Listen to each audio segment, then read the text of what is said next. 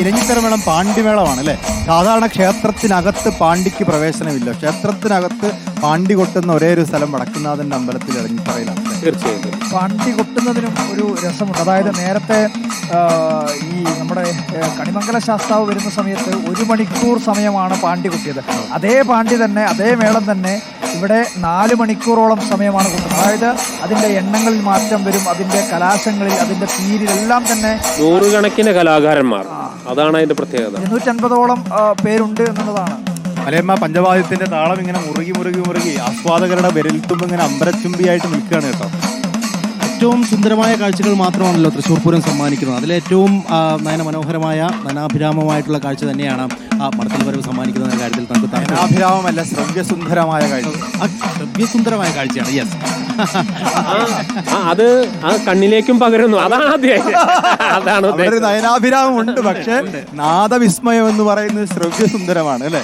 മേളത്തോടൊപ്പം കാഴ്ചകളും ഉണ്ടെന്നാണ് ദീപക് ഉദ്ദേശിച്ചത്. അതിനകത്തെ ഓരോ വാദ്യങ്ങളും ഓരോ കാഴ്ചകൾ കൂടിയാണ്. അതായത് ഇടക്ക എന്ന് പറഞ്ഞ സർവ്വവാദ്യങ്ങളുടെയും സങ്കലനമാണ് ഇടക്ക. ആ ഇടക്കയിലാണ് ഇപ്പോൾ ഈ മേളവിദ്വാൻ ആസ്വാദനത്തിന്റെ പൂർണ്ണത കണ്ണിലാണ്. അത് മനോഹർ പറഞ്ഞ കറക്റ്റ് അല്ല, കണ്ണിൽ മാത്രമല്ല, നേരത്തെ പറഞ്ഞതുപോലെ നമ്മൾ കേൾവിയിലും എല്ലാം ആസ്വാദനത്തിലൂടെ ശിരസിലേക്കും ശരീരത്തിൽ വ്യാപിക്കുന്ന ഒരു ആസ്വാദനം. ഇപ്പൊ നമ്മൾ നോക്കിയാൽ നമുക്കറിയാം, ഇന്ന് രാവിലെ മുതൽ ഇങ്ങോട്ട് ആ ബ്രഹ്മസമ്മതത്തിലേക്കുള്ള എഴുന്നള്ളിപ്പ് അത് അവിടെ എത്തുന്നു. അവിടെ ചെന്ന് നിന്നതിന് ശേഷം ഏതാണ്ട് 11:30 കൂടിയാണല്ലേ ഇത് ആരംഭിക്കുന്നത്.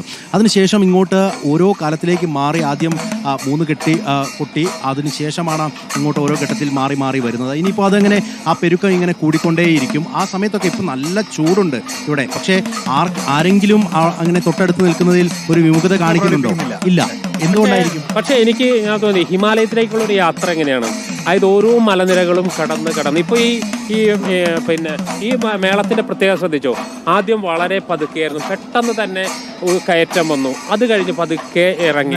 അങ്ങനെ ഹിമാലയത്തിലൂടെ യാത്ര ചെയ്യുമ്പോൾ നമുക്ക് കിട്ടുന്ന ഒരു അനുഭൂതി, ആ അനുഭൂതി നമുക്ക് പകരുന്നതാണ് സത്യത്തിൽ ഈ മഠത്തിൽ വരുന്നത്. ഹിമാലയത്തിന്റെ അത്യുന്നതങ്ങളിൽ എത്തുമ്പോൾ ആയിരിക്കും അതിന്റെ ഏറ്റവും മേളത്തിന്റെയും കൂടി ഒരു നമുക്ക് ഓരോ കലാകാരന്റെയും മുഖത്ത് ആ ഒരു നാദവിസ്മയത്തിന്റെ ലയമുണ്ട്. അതേ ലയം ഓരോ കാഴ്ചക്കാരിലും കേൾവിക്കാരിലും ഉണ്ട് എന്നുള്ളതാണ്. ഇത് കലാകാരന് മാത്രം അവസാനിക്കുന്നില്ല, കലാകാരനും ആസ്വാദകനും തമ്മിലുള്ള ഒരു പരസ്പരമുള്ള സംവേദനത്തോടെ നടക്കുന്നത്.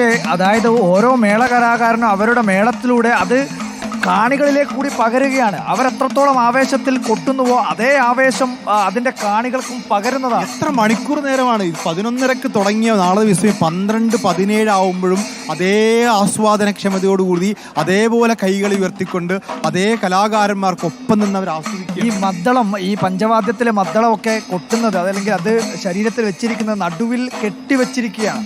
അത്രയും വലിയ ഭാരമുള്ള, കിലോ കണക്കിന് ഭാരമുള്ള ഒരു വാദ്യോപകരണം ഇങ്ങനെ കെട്ടിവെച്ച് കൊട്ടുമ്പോൾ അവർക്കൊരു ശാരീരികമായ തളർച്ചയും തോന്നുന്നില്ല. അത്ഭുതമാണ്. മാത്രമല്ല രഞ്ജിത്ത്, ഇതിനകത്ത് ശ്രദ്ധിച്ചോ, ഒരു നോട്ടത്തിലൂടെ ഇതിനെല്ലാം ഒരു വലയം വെക്കുകയാണ്.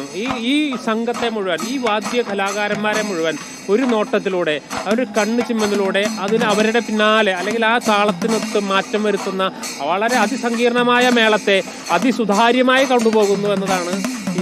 രണ്ട് കോലുകൊണ്ട് വിസ്മയം തീർക്കുമ്പോൾ നാദവിസ്മയം വിരൽത്തുമ്പിൽ തീർക്കുകയാണ് ഈ പഞ്ചവാദ്യം എന്ന് പറയുന്നത്. അത് ഈ തിമിലയാണെങ്കിലും മദ്ദളമാണെങ്കിലും ഇടക്കിയാണെങ്കിലും കൊമ്പും ഇലത്താളവും ഈ 5 താളങ്ങൾ ഒരുമിച്ച് പഞ്ചവാദ്യമാവുമ്പോൾ പക്ഷെ 5 താളമായിട്ടല്ല, ഒരൊറ്റത്താളമായിട്ടാണ് പുറത്തേക്ക് വരുന്നത്. അല്ല, അതാണ് സിംഫണി എന്ന് പറയുന്നത്. തീർച്ചയായിട്ടും. അതായത് ഈ ഇലത്താളത്തിനൊക്കെ എത്ര കിലോ ഭാരം ഉണ്ടാവുന്നത്? ഒരു 2 കിലോ എങ്കിലും ഏറ്റവും ചുരുങ്ങിയത് ഇലത്താളത്തിന് ഭാരമുണ്ടാവും. അതുകൊണ്ട് തന്നെ അത്രയും വലിയ ഭാരമുള്ള ഇലത്താളമാണ് കൈകളിലേക്ക് എടുത്തുയർത്തി വലിയ ആവേശത്തിൽ കൊട്ടിക്കയറുന്നത്. ആ മേളം ഇപ്പോൾ അതിൻ്റെ ആവേശത്തിലേക്ക് കൂടി പ്രവേശിക്കുകയാണ്. നമുക്കതിൻ്റെ കാഴ്ചകളിലേക്കും ശ്രാവ്യ ദൃശ്യ ഭംഗിയിലേക്ക് പോവാം.